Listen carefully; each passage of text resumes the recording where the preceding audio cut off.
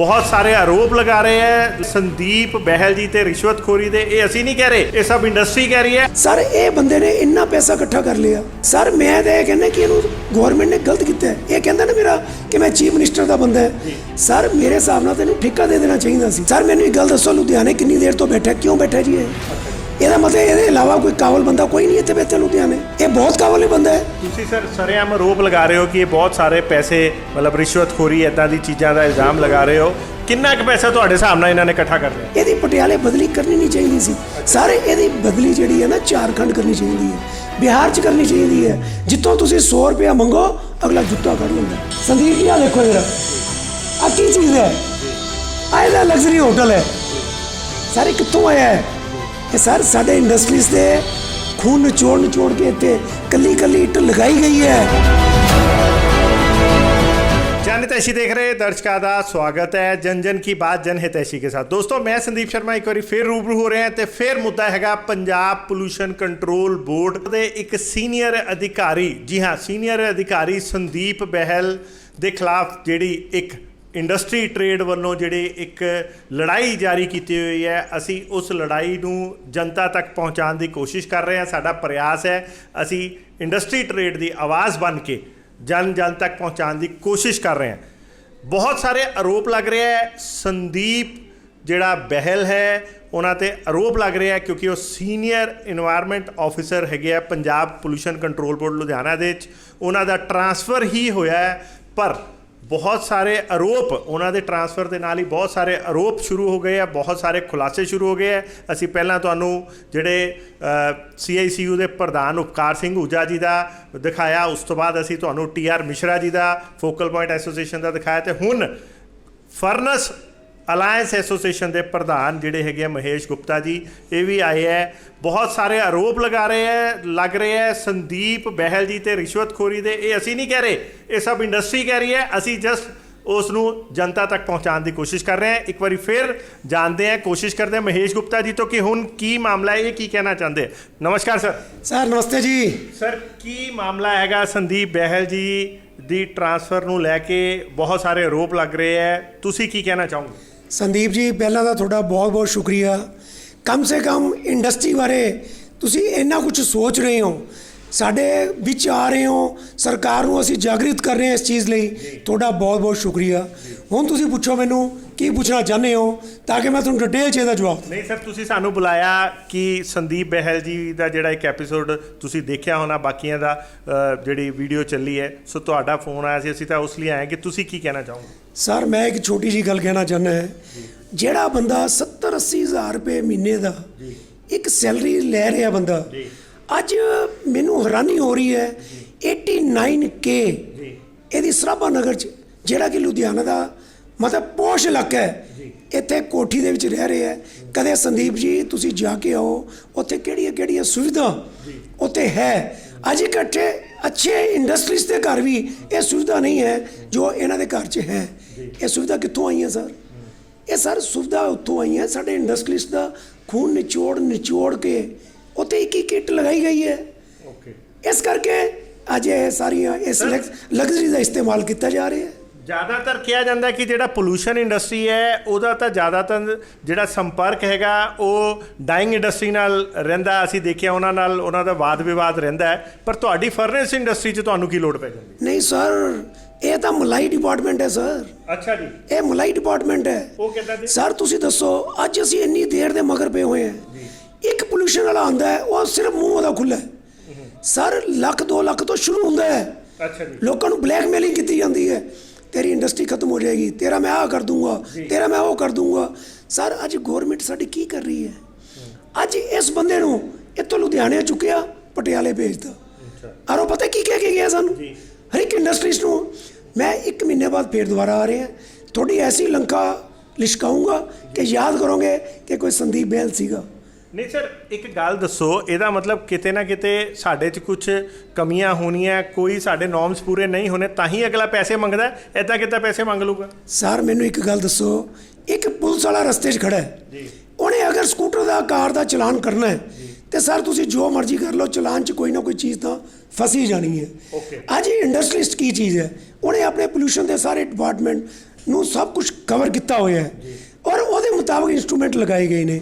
ਕਦੇ instrument disturb ਹੋ ਗਿਆ, ਕੋਈ ਮੋਟਰ ਜਲ ਗਈ, ਕੁਝ ਵੀ ਜਲ ਗਿਆ, ਇਹ ਬੰਦੇ ਇੰਡਸਟਰੀ ਨੂੰ ਕੋਆਪਰੇਟ ਨਹੀਂ ਕਰਦੇ।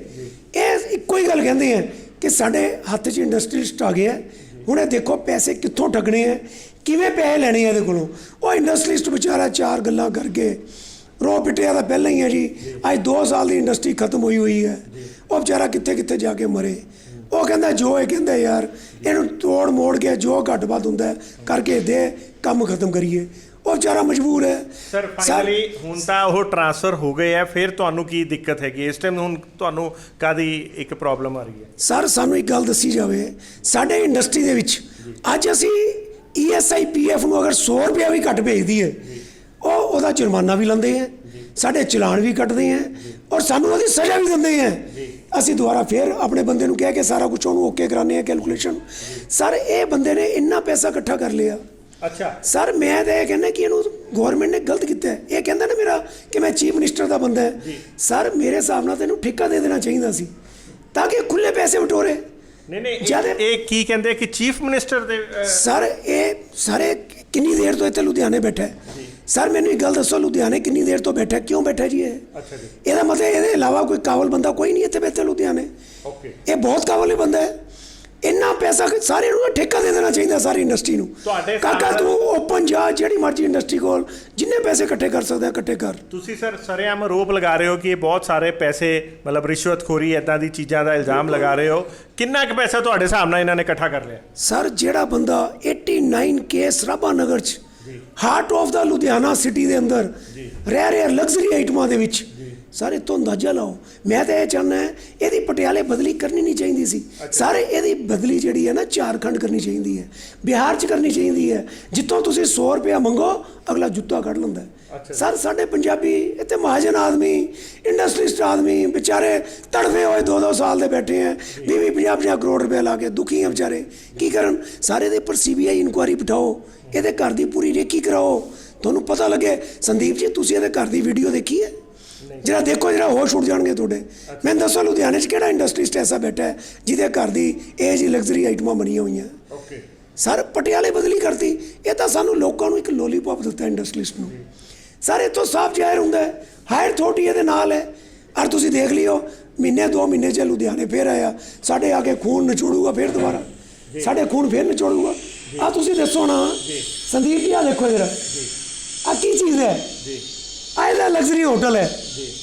ਸਾਰੇ ਕਿੱਥੋਂ ਆਇਆ ਹੈ ਇਹ? ਸਰ ਸਾਡੇ ਇੰਡਸਟਰੀਜ਼ ਦੇ ਖੂਨ ਨਿਚੋੜ ਕੇ ਇੱਥੇ ਕੱਲੀ ਕੱਲੀ ਇੱਟ ਲਗਾਈ ਗਈ ਹੈ। ਇਸ ਕਰਕੇ ਮਕਾਨ ਇਹ ਡਬਲ ਸਟੋਰੀ ਮਕਾਨ। ਸਰ ਤੁਸੀਂ ਦੱਸੋ ਅਸੀਂ ਵਪਾਰੀਆਂ ਨੇ ਕੀ ਕਮਾਇਆ ਹੈ? ਜੋ ਕਮਾਇਆ ਖੂਹ ਦੀ ਮਿੱਟੀ ਖੂਹ ਤੇ ਲਾਈ ਜਾਂਦੇ ਆ ਸਾਰਾ ਦਿਨ। ਅੱਜ ਇਹਦੀ ਬਦਲੀ ਕਰਤੀ ਤੁਸੀਂ। ਪਰ ਤੁਸੀਂ ਅੱਜ ਇਹ ਸਾਰੀਆਂ ਚੀਜ਼ਾਂ ਬੋਲ ਰਹੇ ਹੋ ਜਦੋਂ ਉਹ ਟ੍ਰਾਂਸਫਰ ਹੋ ਗਏ ਹੈ, ਤੁਸੀਂ ਉਦੋਂ ਕਿਉਂ ਨਹੀਂ ਪਿਛਲੇ ਕਦੀ ਅਸੀਂ 2 ਮਹੀਨੇ 3 ਮਹੀਨੇ 5 ਮਹੀਨੇ ਪਹਿਲਾਂ ਤਾਂ ਕਦੀ ਤੁਹਾਡੀ ਆਵਾਜ਼ ਨਹੀਂ ਸੁਣੀ? ਸਰ ਅਸੀਂ ਤਾਂ ਚਿੱਠੀਆਂ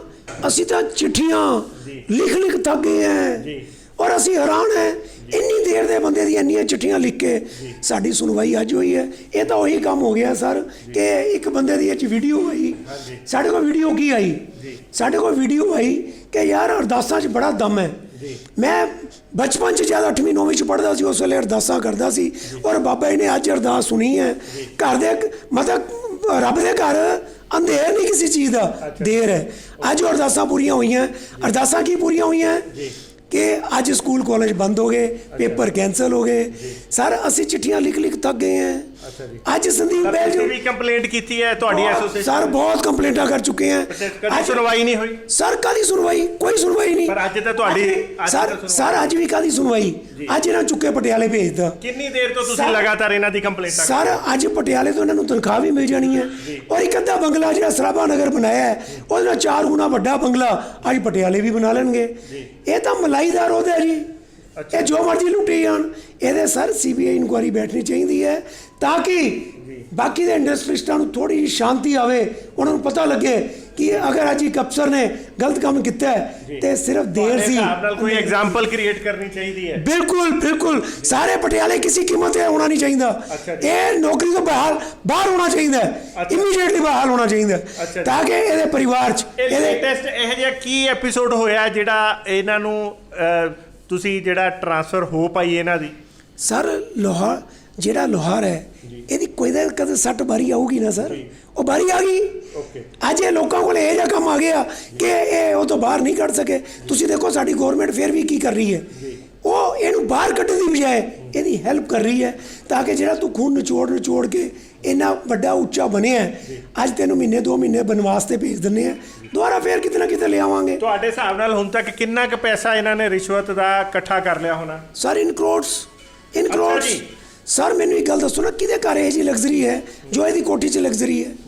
ਅੱਜ ਪਟਿਆਲੇ ਭੇਜਦਾ ਸਰ। ਅਸੀਂ ਤਾਂ ਇੱਕ ਸਰਪ੍ਰਾਈਜ਼ ਹੈ ਇਸ ਮਹਿਕਮੇ ਵੱਲੋਂ, ਬਿਲਕੁਲ ਮਹਿਕਮੇ ਵੱਲੋਂ ਸਰਪ੍ਰਾਈਜ਼ਡ ਹੈ ਕਿ ਯਾਰ ਸਿਰਫ ਨੌਕਰੀ ਚੇਂਜ ਕਰਤੀ, ਕਮਾਲ ਕਰਤਾ, ਟ੍ਰਾਂਸਫਰ ਕਰਤੀ। ਸਾਰੇ ਇਹ ਜਿਹੇ ਬੰਦੇ ਤਾਂ ਬਾਹਰ ਨਿਕਲ ਜਾਣੇ ਚਾਹੀਦੇ ਆ। ਕਿੰਨੀ ਕੁ ਦੇਰ ਤੋਂ ਇੰਡਸਟਰੀ ਇਹਦੇ ਖਿਲਾਫ ਬਲਕਿ ਇਹਦੇ ਖੱਬੇ ਸੱਜੇ ਜਿਹੜੇ ਬੰਦੇ ਸੀ ਉਹ ਵੀ ਬਾਹਰ ਹੋ ਜਾਣੇ ਚਾਹੀਦੇ ਆ, ਉਹਦੇ ਵੀ ਇਨਕੁਆਇਰੀ ਹੋਣੀ ਚਾਹੀਦੀ ਹੈ। ਅੱਛਾ, ਤਾਂ ਕਿ ਅਸੀਂ ਸੁੱਖ ਦਾ ਸਾਹ ਲਈਏ। ਜੀ, ਪਰ ਇਹਨਾਂ ਤੇ ਕਿਹਦੀ ਸ਼ੈਲਟਰ ਹੈ ਤੁਹਾਨੂੰ ਲੱਗਦਾ ਹੈ? ਸਾਰੇ ਖੁਦ ਕਹਿ ਰਹੇ ਹੈ ਕਿ ਚੀਫ ਮਿਨਿਸਟਰ ਮੇਰੇ ਪਿੱਛੇ ਬੈਠਾ ਹੈ, ਮੈਨੂੰ ਕਿਸੇ ਦਾ ਕੋਈ ਡਰ ਹੀ ਨਹੀਂ ਹੈ। ਓਕੇ, ਜਿਹਦੇ ਪਿੱਛੇ ਚੀਫ ਮਿਨਿਸਟਰ ਬੈਠਾ ਹੈ ਸਰ ਉਹੀ ਇਹ ਜੇ ਕੰਮ ਕਰ ਸਕਦਾ ਨਾ, ਹੋਰ ਕੌਣ ਕਰ ਸਕਦਾ ਹੈ? ਠੀਕ ਹੈ ਸਰ ਅਸੀਂ ਸੰਦੀਪ ਜੀ ਇੱਕੋ ਹੀ ਗੱਲ ਕਹਿਣਾ ਚਾਹੁੰਦੇ ਹਾਂ ਕਿ ਗਵਰਨਮੈਂਟ ਨੂੰ ਅੱਖਾਂ ਖੋਲ ਕੇ ਇੰਡਸਟਰੀ ਵੱਲ ਧਿਆਨ ਦੇਣਾ ਚਾਹੀਦਾ ਹੈ। ਇੰਡਸਟਰੀ ਕਿੱਥੇ ਕਿੱਥੇ ਮਰ ਰਹੀ ਹੈ, ਦੇਖੋ ਕਿੱਥੇ ਕਿੱਥੇ ਮਰ ਰਹੀ ਹੈ। ਹਾਲੇ ਤਾਂ ਤੁਸੀਂ ਇੱਕ ਬੰਦਾ ਫੜਿਆ ਸਰ, ਕਿੰਨੇ ਬੰਦੇ ਬੈਠੇ ਨੇ। ਇੰਡਸਟਰੀ ਲਈ ਕੁਝ ਕਰੋ ਤੇ ਸਹੀ ਸਰ, ਚਲੋ ਪਲੀਜ਼ ਮੇਰੀ ਰਿਕੁਐਸਟ ਹੈ।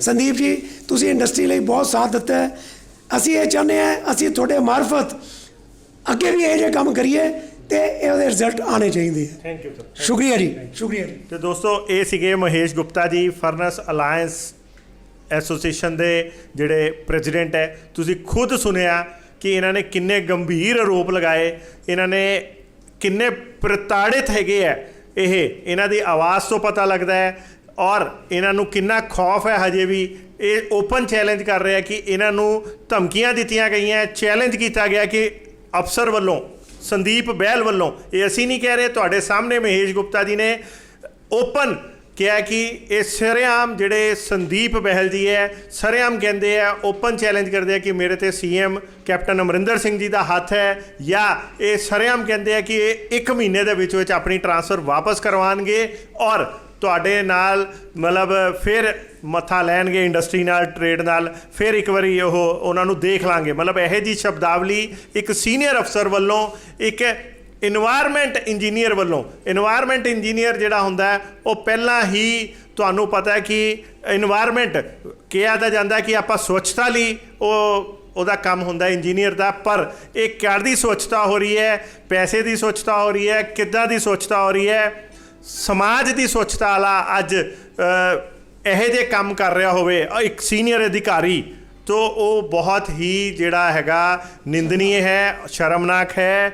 ਔਰ ਅਸੀਂ ਇਹ ਸਾਰੀ ਰਿਪੋਰਟ ਜਨਤਾ ਤੱਕ ਇਸ ਲਈ ਪਹੁੰਚਾ ਰਹੇ ਹਾਂ ਤਾਂ ਕਿ ਇੰਡਸਟਰੀਲਿਸਟ ਦੇ ਅੰਦਰ ਦਾ ਗੁਬਾਰ ਜਿਹੜਾ ਬਾਹਰ ਆ ਰਿਹਾ ਹੈ ਉਹਨੂੰ ਜਨਤਾ ਤੱਕ ਪਹੁੰਚਾਈਏ, ਦੱਸ ਸਕੀਏ ਕਿ ਇੱਕ ਅਫਸਰ ਵੱਲੋਂ ਕਿੱਦਾਂ ਦੇ ਪ੍ਰਤਾੜਿਤ ਕੀਤੇ ਜਾ ਰਹੇ ਕਾਰੋਬਾਰੀ ਹੈਗੇ ਹੈ, ਉਹ ਉਹਨਾਂ ਦੀ ਕਿੱਦਾਂ ਦੀਆਂ ਹਾਲਾਤਾਂ ਹੈਗੀਆਂ। ਇਹ ਤੁਸੀਂ ਖੁਦ ਸੁਣਿਆ ਮਹੇਸ਼ ਗੁਪਤਾ ਜੀ ਦੇ ਮੂੰਹ ਤੋਂ, ਉਹਨਾਂ ਦੀ ਜ਼ੁਬਾਨੀ। ਸੋ ਇਹ ਸੀ ਸਾਡੀ ਅੱਜ ਦੀ ਰਿਪੋਰਟ। ਦੇਖਦੇ ਰਹੋ, ਬਨੇ ਰਹੋ ਜਨ ਹਿਤੈਸ਼ੀ। ਧੰਨਵਾਦ।